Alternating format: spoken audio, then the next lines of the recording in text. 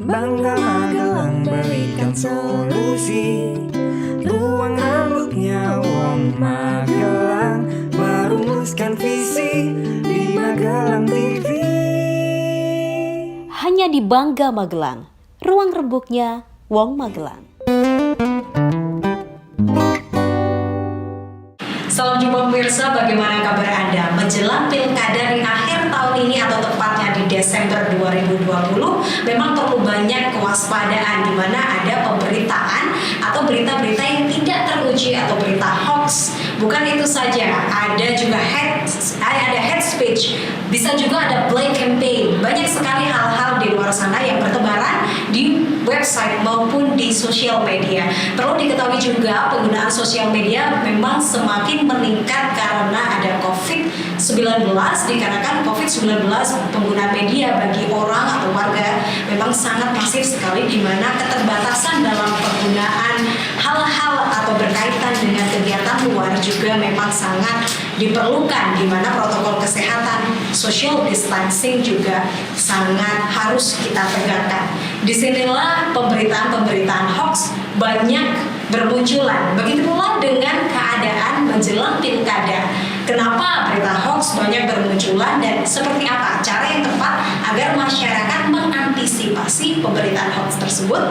Pemirsa, kami akan terhubung dengan salah satu orang yang spesial sekali untuk membicarakan tentang isu ini, yaitu Bapak Septiaji Eko Nugroho selaku Ketua Masyarakat Anti Fitnah Indonesia atau Mafindo.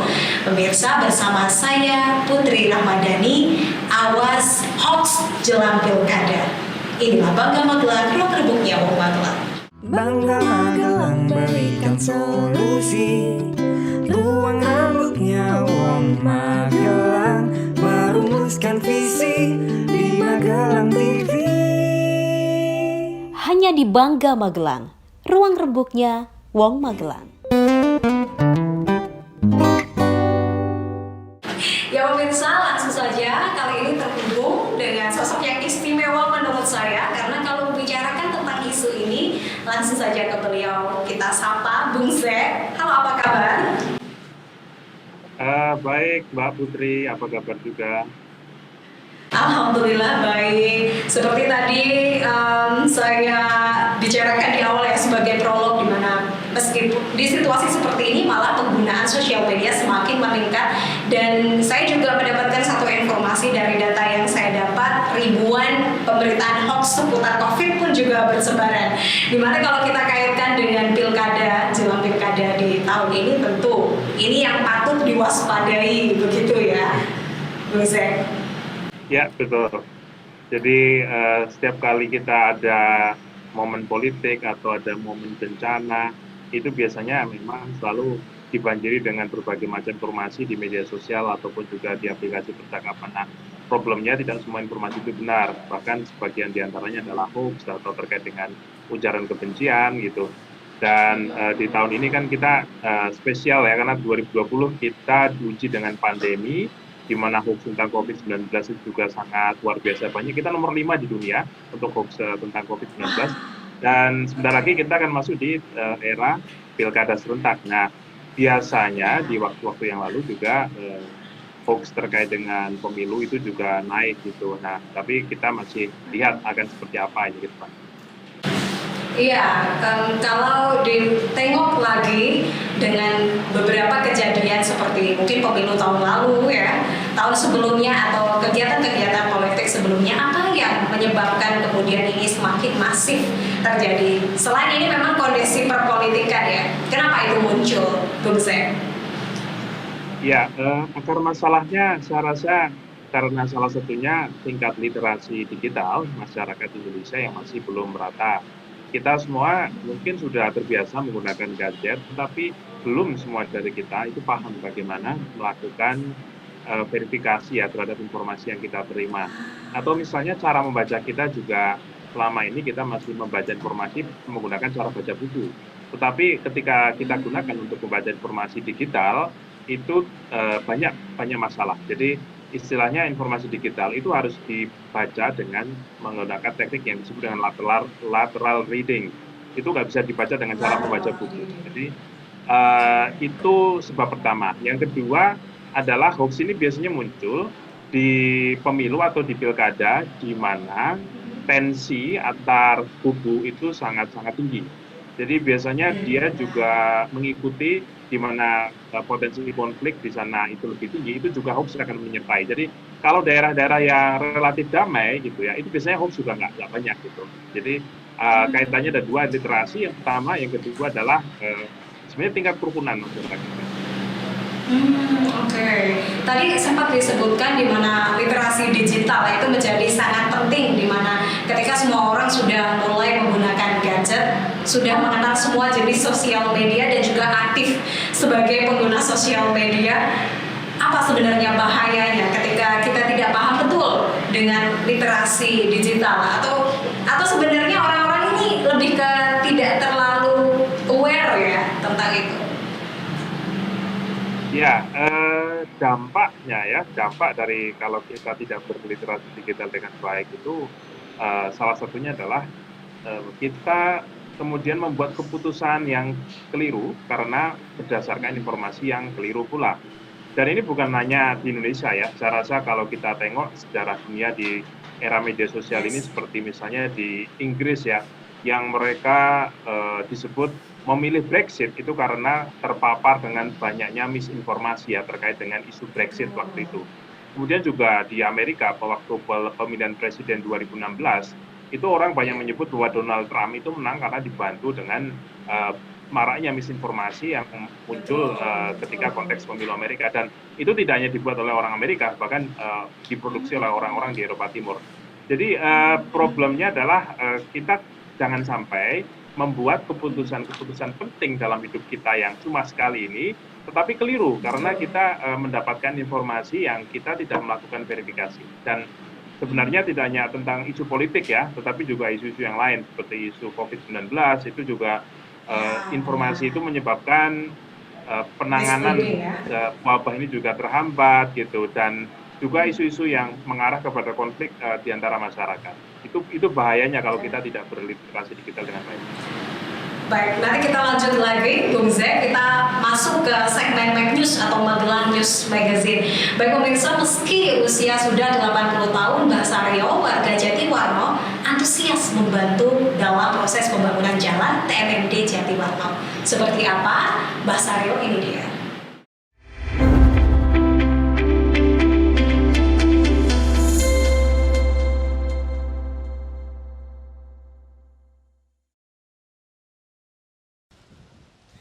Meski usia sudah 80 tahun, namun konsistensi dari Mbah Saryo, warga asli Desa Jatiwarno tidak diragukan untuk ikut kerja bakti membangun jalan.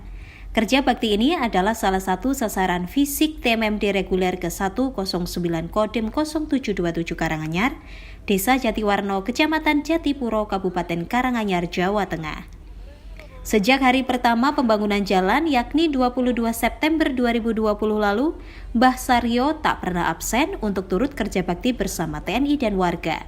Hingga menjelang berakhirnya pelaksanaan TMMD, laki-laki yang konon menjadi keluarga pejuang 45 itu tetap konsisten membantu pengecoran jalan.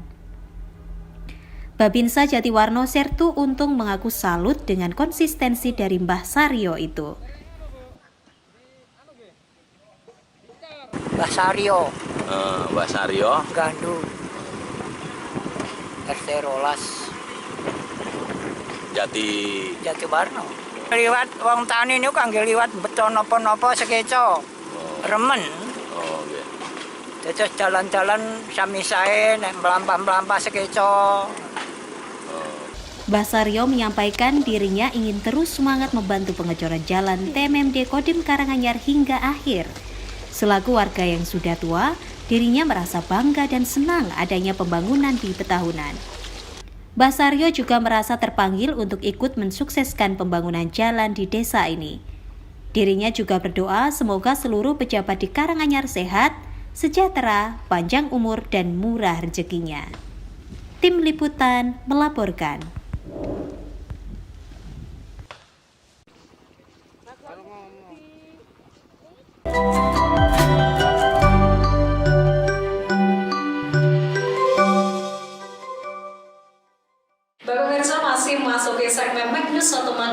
News Magazine, Haryono pemilik budidaya jamur tiram ikut ramaikan program TMMD 109 Jatiwarno.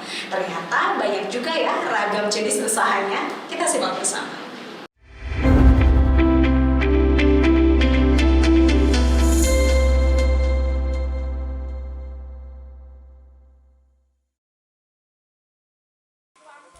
Babinsa peduli wilayah binaannya seperti Serda Untung anggota Koramil 14 Jatiwarno yang bertugas menjadi Bintara Pembina Desa atau Babinsa Desa Jatiwarno saat ini berada di wilayah binaan Dusun Truko Desa Jatiwarno Kecamatan Jatipuro Kabupaten Karanganyar melakukan giat motivasi kepada budidaya usaha jamur. Kegiatan Babinsa yang dilakukannya adalah memonitoring budidaya jamur tiram di wilayah binaannya. Alasan kepeduliannya adalah karena dampak COVID-19 sangat mempengaruhi kehidupan termasuk perekonomian warga di Dusun Jatiwarno Jajar. Diakuinya, kebetulan dirinya bersama kepala desa memang sengaja untuk turun memberikan motivasi dan semangat kepada warga supaya terus berkarya berinovasi terutama dalam hal ketahanan pangan. Kebetulan warga Dusun Truko Desa Jatiwarno mempunyai kreativitas yaitu budidaya jamur tiram. Isnianto, 40 tahun, pemilik budidaya jamur tiram Dusun Truko menyambut baik program TMMD 109 di desanya karena akses untuk membeli bahan baku lebih cepat dan mudah. Dikatakannya bahwa kedatangan Babinsa tersebut sangat mensupport kelompoknya untuk kembali berusaha setelah sempat kesulitan mendapatkan bahan akibat pandemi COVID-19. Isnianto juga mengatakan bahwa sebelumnya dirinya sempat kesulitan mendapatkan bahan pembuatan jamur ini. Tetapi kita terus berusaha. Sulitnya memang karena efek COVID-19. Warahmatullahi wabarakatuh. Nama saya Isnianto dari UMKM Produksi Backlog Jamur Tukendang Tiram Yumiana Meselium Dusun Brenggolo Desa Jatiwarno. Dengan adanya TMMD reguler ke 109 tahun 2020, saya terbantu dalam penyesuaian bahan dasar pembuatan log jamur dan crispy jamur di wilayah Desa Jatiwarno. Dan saya mengucapkan terima kasih kepada Pak Untung sebagai Babinsa di Kecamatan Jatipuro yang selama ini telah membimbing kami, memberi support kami, dan memotivasi kami. Dan kami ucapkan juga terima kasih kepada Kodim 0727 Karanganyar. Demikian saya ucapkan banyak terima kasih kepada bapak-bapak seluruh TNI TMMD. Assalamualaikum warahmatullahi wabarakatuh. Selain berkunjung dan memonitor usaha, Kepala Desa dan juga Sertu Untung juga turut aktif dalam proses pembuatan jamur tiram. Ketika berkunjung, sehingga semakin membuat semangat kerja dan senang hati para warga Jatiwarno dan menyambut baik adanya program TMMD 109 di desanya. Tim Liputan melaporkan.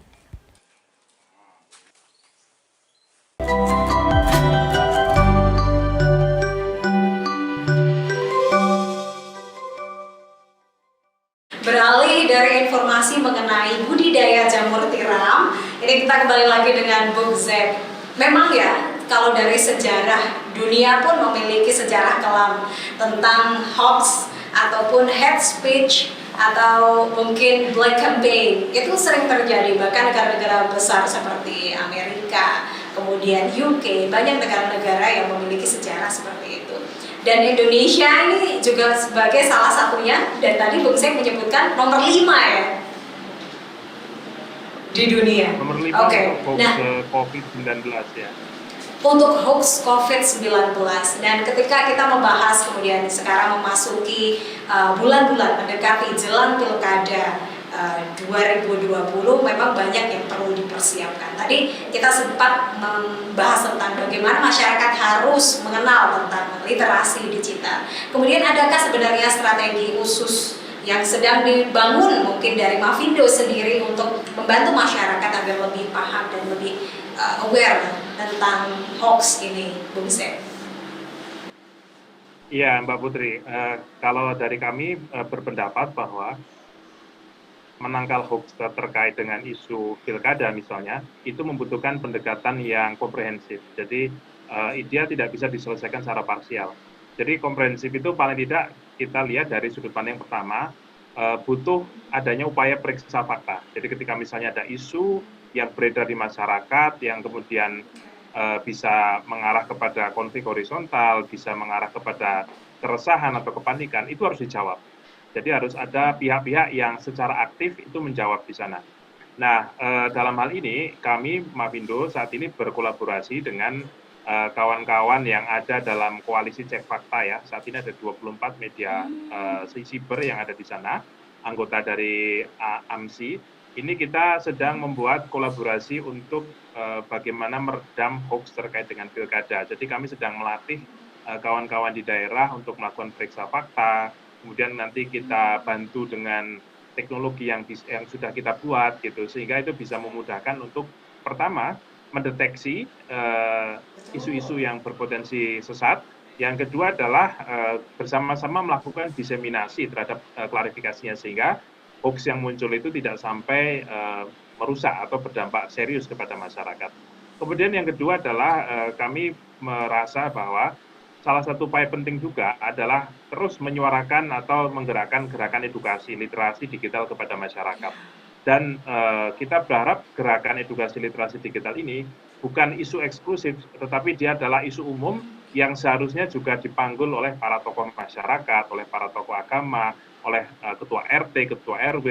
Mereka harus menjadi agen-agen untuk meluruskan informasi. Artinya begini, kita dalam demokrasi ini kan banyak perbedaan ya, perbedaan kepentingan, perbedaan agama, perbedaan ras, perbedaan afiliasi politik, itu adalah sesuatu yang lumrah gitu. Tetapi yang tidak boleh kita toleransi adalah perbedaan karena adanya kedustaan yang memecah belah kita. Jadi kita harus sepakat bahwa kedustaan harus kita lawan. Nah, jadi solusinya adalah literasi kita angkat, kemudian kerukunan juga kita bangun.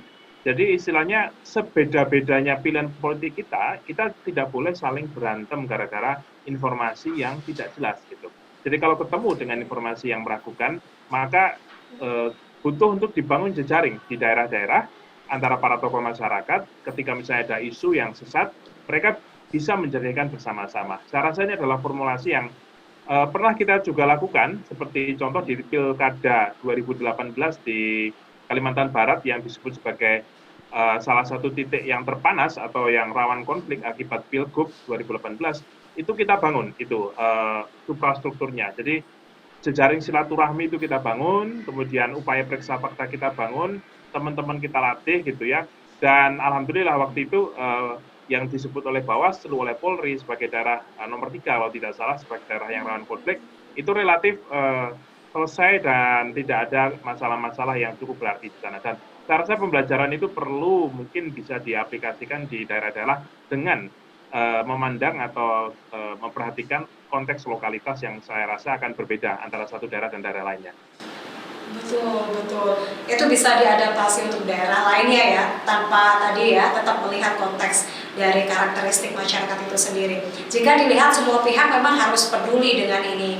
Tak hanya Mavindo atau orang-orang yang telah dididik tadi ya, agen-agen yang sudah dididik. Mungkin secara tanpa memerlukan alat deteksi khusus, bisakah kita mengetahui dengan ciri-cirinya, Bung Sen? Ciri-ciri hoax itu seperti apa secara garis besar? Jadi saya rasa mungkin masyarakat secara umum juga harus penting ya, poin-poin penting di mana mungkin memang harus juga didukung dengan secara teknologi begitu. Ya, secara umum itu ada beberapa hal ya untuk bisa mendeteksi atau melakukan verifikasi terhadap informasi. Tetapi sebelum kita menggunakan teknologi ya, misalnya berbagai aplikasi yang membantu kita secara digital, sebenarnya kalau kita baca informasi yang muncul di media sosial kita atau di grup WA kita, itu sebenarnya ada beberapa ciri-ciri yang bisa langsung kita tangkap gitu ya. Ini kayaknya informasinya meragukan nih, jadi sebaiknya saya jangan percaya gitu. Nah, yang pertama itu adalah biasanya informasi itu dibumbui dengan judul-judul yang sensasional, yang bombastis. Yang kalau kita baca itu kemudian kita pengen marah gitu ya kepada orang lain. Yang kita kemudian langsung emosi. Nah, itu yang pertama. Jadi kalau ketemu dengan informasi dengan judul-judul semacam itu kita harus langsung sadar, ini kayaknya ciri-ciri hoax nih gitu. Kemudian yang kedua adalah biasanya informasi itu tidak dilengkapi dengan sumber yang jelas gitu. Jadi ketika misalnya dikasih link, kadang-kadang linknya itu dia masuknya ke situs yang abal-abal. Jadi bukan ke situs abal-abal atau mungkin periklanan atau yang lain. Kita jeda sejenak Bung Zek, nggak apa-apa ya. Ada sejenak berita masuk lagi ke segmen Mac News, Magelang News Magazine pemirsa. Kali ini informasinya datang dari Brebes dalam upaya penanggulangan COVID-19. Dandim Brebes berupaya adakan face shield bagi warga Kalimusu Bumi Air. Ini liputan selengkapnya.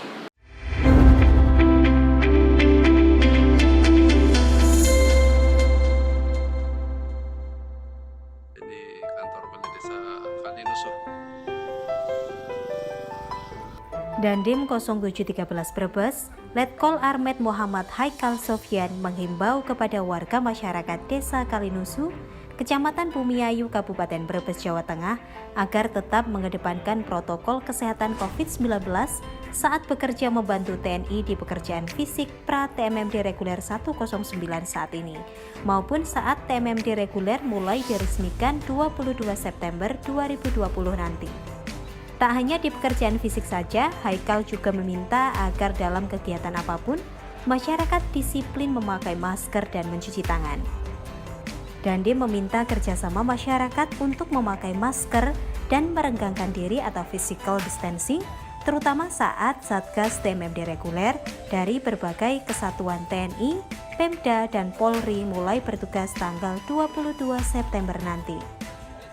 Dirinya selaku dan Satgas TMMD reguler nantinya akan segera berkoordinasi dan meminta support kepada Dinas Kesehatan Kabupaten Brebes untuk mengadap APD atau alat pelindung diri berupa face shield untuk dibagikan kepada masyarakat. Haikal berharap penerapan disiplin COVID dapat meminimalisir penularan virus corona. Pasalnya saat TMMD reguler resmi dibuka, selain ratusan anggota Satgas TMMD yang akan bermukim selama 30 hari di Kalinusuh, banyak orang-orang yang berkepentingan terkait TMMD juga akan masuk ke desa tersebut. Saya ngomong dikit aja, kalau ngapain capek nanti. Ya untuk program kita dari Angkatan Darat sama Pemda, apa mau ikut uyup ke sini? Apa namanya? Ya kita bantu rekan kita yang di Kedung Kandri. Kalau sudah ada aksesnya, Pak, ya istilahnya ini kita ngangkat perekonomian yang ada di desa ini juga. Yang ujungnya kan ada pajak atau negara itu nanti larinya ke desa ini juga. Tapi saya mohon Pak, nanti kalau seandainya kita sudah buka, kan banyak yang datang. Dari kemarin tuh saya diceramain terus masalah COVID. Jadi maksudnya buka apa Pak? Ya, maksudnya buka apa? TMMD yang resminya dibuka. Ini kan baru peranya. Iya. Nanti kalau sudah masuk ke yang pelaksanaan, kalau sudah ada tim-tim yang mungkin mohon kerjasamanya kita agak merenggangkan diri gitu nanti pada saat bekerja. Ya, dalam pekerjaannya itu. Terus nanti saya sudah koordinasi sama orang kesehatan. Nanti Bapak dikasih face shield. Nanti pada saat itu ya kita pakai dulu Pak ya. Walaupun itu kan panas ya, pakai itu. Nanti kita akan bekali tiap orang satu. Jadi jangan tukeran. Ya. Nah ini sih kalau istilahnya RT sekarang sama pagi kan lain RT Pak. Berarti kerjaan kesini Pak, kita kesini satu. Pembagian nanti pembagian dari RT maksudnya loh. Oh, kan digilir pagi dan ya digilir ya. Ya kalau pagi kan RT lain. Ini saya bagian RT sore. Ya. Itu Pak, kalau pagi lain RT. Itu gelombangnya kan 2 gelombang kan ya? Iya. Berarti cacat untuk nanti apa namanya dilanjutkan, faktor keamanan tolong diperhatikan ya bapak-bapak ya, semoga apa yang kita lakukan ini bisa bermanfaat untuk kembali ke kita semua. Baik, terima kasih Pak. Assalamualaikum. Dandim berharap pemerintah desa setempat, Babinsa, Babin Kamtipnas, dan pihak medis dari Polindes Kalinusu membantu menghimbau masyarakat untuk penerapan protokol kesehatan selama TMMD berlangsung. Tim Liputan melaporkan. Beralih ke berita selanjutnya, masih TMMD reguler 109 Brebes membuka jalan alternatif menuju Eduwisata Kandang Pelangi Maribaya. Seperti apa Eduwisata? Seru sekali ya, kita simak bersama.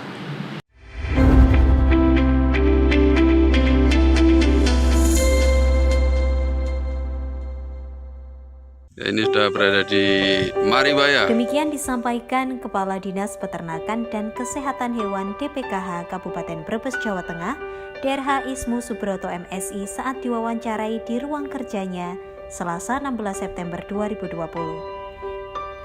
Ismu yang merupakan salah satu putra daerah Kecamatan Bumiayu ini merupakan penggagas hadirnya TMMD Sengkuyung tahap 1 tahun 2018 di Desa Galuh Timur, Kecamatan Tonjong, di mana sasaran fisiknya adalah pembuatan badan jalan alternatif kedua menuju Eduwisata Padang Pengembalaan Ternak di Dukuh Maribaya.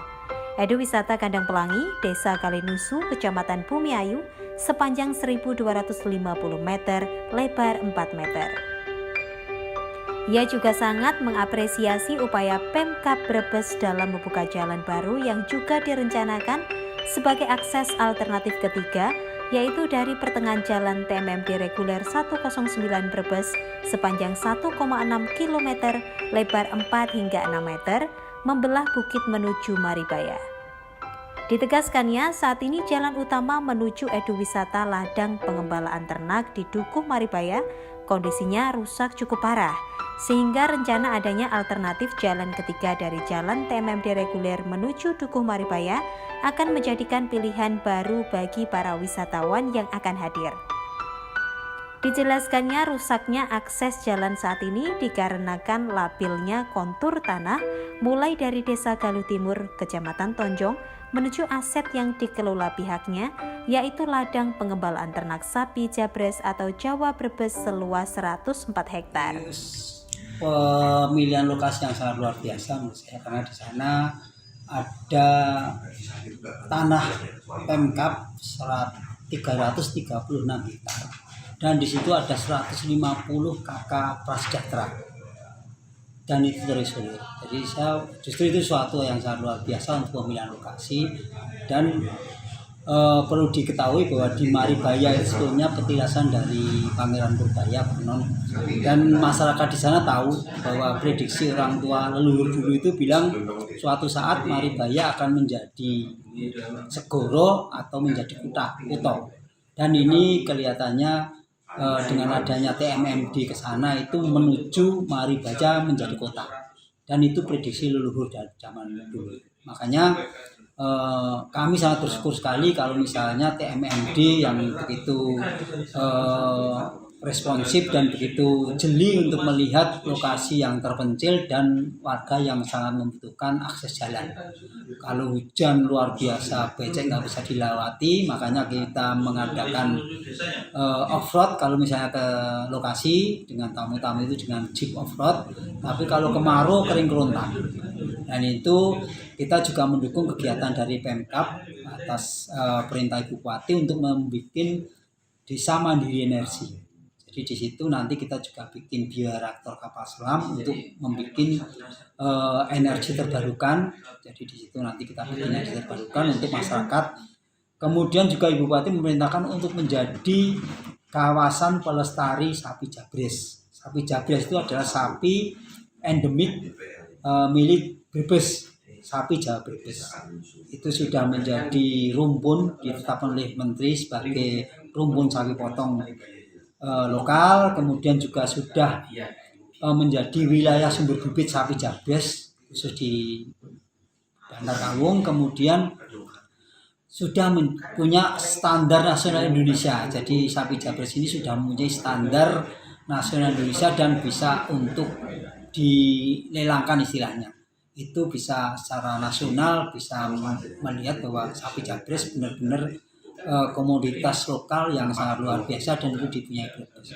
Jadi sangat luar biasa ABRI bisa memberikan akses yang untuk TMMD, dan ini kelihatannya yang kedua, tahun kedua. Tahun pertama itu 2019 itu lewat Galuh Timur sampai ke perbatasan Maribaya, dan antusiasme masyarakat sangat luar biasa. 1,2 kilo kali 4 meter wakaf tanah warga yang diberikan akses untuk TMMD 2019. Dan 2020 ini kelihatannya ada akses baru lagi yang mulai dari desa Kalinusu yang menuju Maribaya.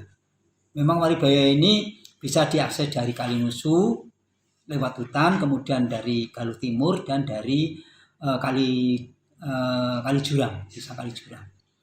Saya terima kasih sekali karena kita punya kegiatan Padang Penggembalaan Maribaya yang ini satu-satunya kegiatan yang ada di Pulau Jawa, itu di Brebes. Ada Padang Penggembalaan 104 hektar, kita punya 110 sapi jabres sana, kemudian kita punya kawasan kambing yang milik warga yang semula tahun 2016 itu cuma satu orang rata-rata punya 1 ekor, itu pun gaduhan. Sekarang sudah sampai 5 sampai 10 ekor kambing. Nah, itu luar biasa. Jadi secara peningkatan ekonomi sudah meningkat teman-teman di Maribaya. Kami berharap dengan adanya TMMD ini tidak cuma sekedar makadam, kalau bisa nanti ditingkatkan lagi, dan itu nanti aksesnya biar dari Kalinusu Maribaya, Talok Maribaya, kemudian Galuh Timur Maribaya. Jadi 3 akses ini, karena di situ ada ekowisata yang mengaitkan dengan kegiatan yang Sungai Purba. Jadi ditemukan fosil yang 1800 sebelum Masehi itu kan ada yang fosil tertua di Indonesia sebetulnya di daerah Galuh Timur, dan itu dikaitkan dengan jalan ke Maribaya. Makanya kita bikin ekowisata Maribaya Kali Purba sampai Maribaya. Dan itu sangat mendukung sekali. Terima kasih TNI, sangat luar biasa untuk kegiatan-kegiatan yang bisa mengakses jalan tempat-tempat terisolir, dan luar biasa TNI. Mudah-mudahan ini terrealisasi dan menjadikan Maribaya menjadi kota. Dan itu mudah-mudahan dengan adanya, dan mungkin perlu diingat untuk Maribaya ini sebetulnya adalah petilasan dari Pangeran Purbaya yang konon mokso di daerah sana, dan itu ada petilasannya. Insya Allah mulai kalau lihat leluhur di sana harus dengan hati bersih, tidak boleh berselisih, dan harus hati-hati. Dan rata-rata mereka teman-teman di sana tahu sopan santun di sana, dan insya Allah dengan adanya kegiatan-kegiatan yang luar biasa dan ikhlas serta benar-benar berjiwa untuk memperbaiki lingkungan akan terbuka dengan sendirinya. Karena sejak 2016 kita geolistik nggak ada air, tapi begitu kemarin Muharram, 10 Muharram itu udah mulai tampak sumber-sumber air di tempat kerukan-kerukan yang cuma 4 meter. Kita bikin bioreaktor kapal selam, jadi yang nanti akan membuat Maribaya ini menjadi kota lah. Jadi nanti ada listrik yang bisa menerangi seluruh Maribaya. Insya Allah seperti itu. Jadi mohon bantuannya sekali lagi, ini suatu yang sangat luar biasa bagi kegiatan TNI Manunggal, dan itu kami sangat berharap untuk berikutnya, untuk kita juga ingin ada karya bakti mandiri TNI. Nanti kita coba, karena di sana ada 104 hektar, dan itu dengan kondisi alam yang seperti itu, dengan pendanaan yang mungkin tidak banyak, tapi nanti dengan kegiatan bersama bisa menjadikan Maribaya ini menjadi padang pembalaan yang bisa untuk ekowisata, untuk pelestarian, juga bisa untuk mengangkat ekonomi masyarakat setempat, dan jadi kebanggaan Brebes, bahkan mungkin Jawa Tengah, karena satu-satunya padang pembalaan di Jawa Tengah itu ada di Brebes. Mudah-mudahan kami berharap nantinya akan menjadi dari Brebes untuk Indonesia seperti itu. Terima kasih. Ini Maribaya. Totalnya sudah 110. Dijelaskan dirinya menantikan adanya program pembangunan infrastruktur lanjutan dari Jalan TMMD reguler saat ini menuju Edu Wisata Kandang Pelangi, sehingga manfaat ekonomi dari jasa pariwisata juga dapat dirasakan 150 KK di Dukuh Maribaya. Tim Liputan melaporkan.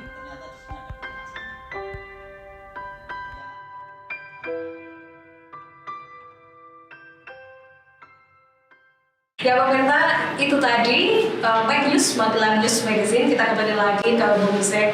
Tadi kalau kita melihat ciri-ciri secara garis umum, ada yang pertama tadi biasanya rata-rata itu judul-judul sensasional, clickbait mungkin ya.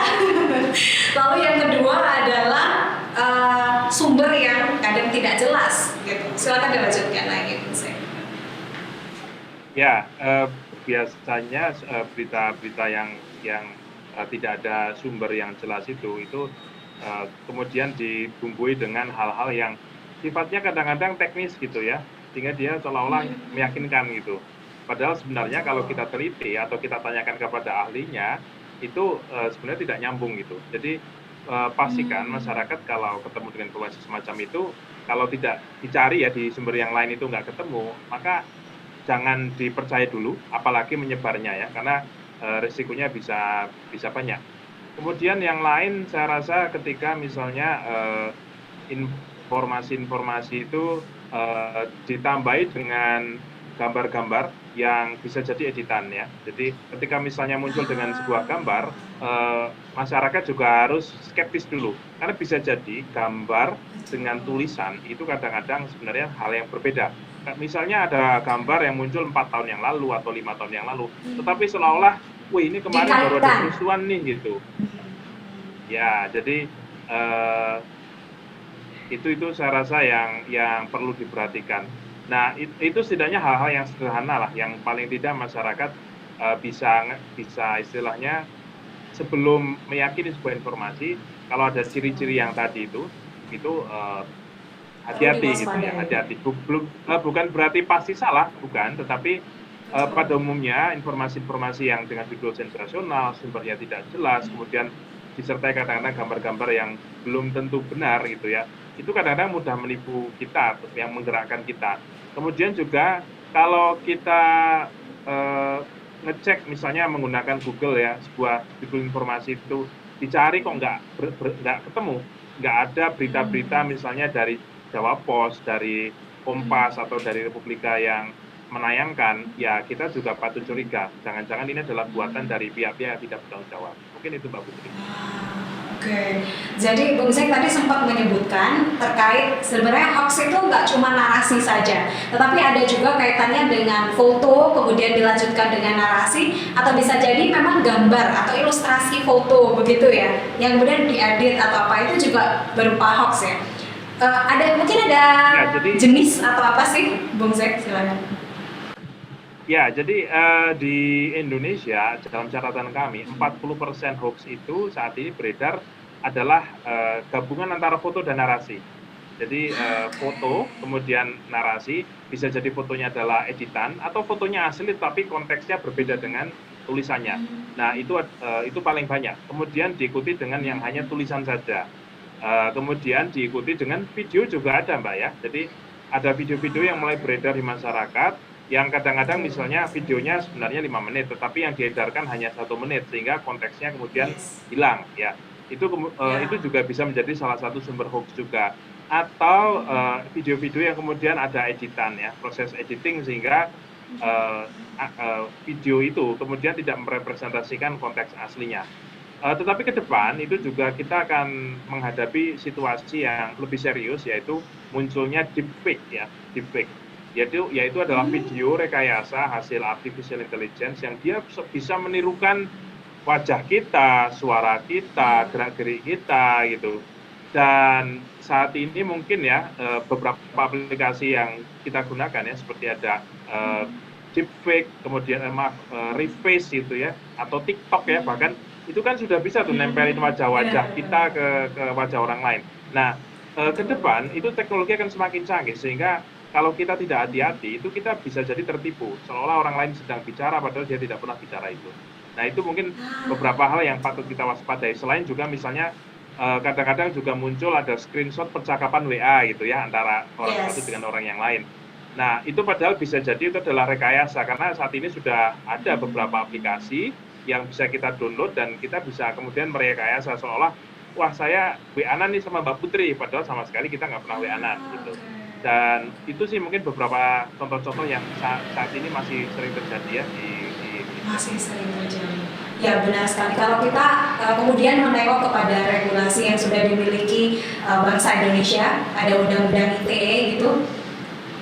Sebenarnya semua orang memiliki potensi untuk melakukan itu, iya kan, Bung Zek? Dimana ketika orang tersebut memang tidak paham betul tentang literasi digital, bahkan mungkin bisa jadi saya atau teman-teman dekat saya ketika meyakini sesuatu yang sudah disebarkan, kita bisa dengan mudahnya menyebarkan itu begitu.